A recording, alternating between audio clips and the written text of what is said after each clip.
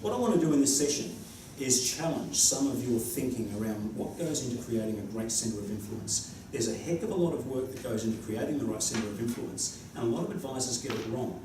And for a lot of us that have come from the planning world, and I'm one of them, as a CFP and a COU myself, one of the things that we don't do well is we don't use our risk planning models. Excuse me. We don't use them well when it comes down to creating those centres of influence. So what we're going to try and cover in this session is precisely that.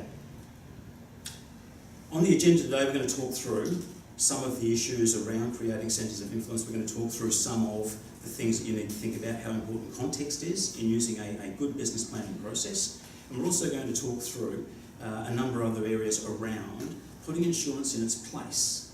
Now, typically when we use the term risk management, everyone immediately thinks insurance, and nothing could be further from the truth. So I want to put some context around that today. When it comes down to using a good, robust process, there is a really good reason for it in using the risk management phrase. It's because other professionals use that language. Now, we as planners have tended to move away from it. However, other professionals find it as the common currency, as the common language that they use. So we're going to talk about how that model works in real life. Now, you'll see a whole bunch of slides throughout the presentation that are text heavy. And don't worry, I'm not going to be reading them. They're there for your reference for later.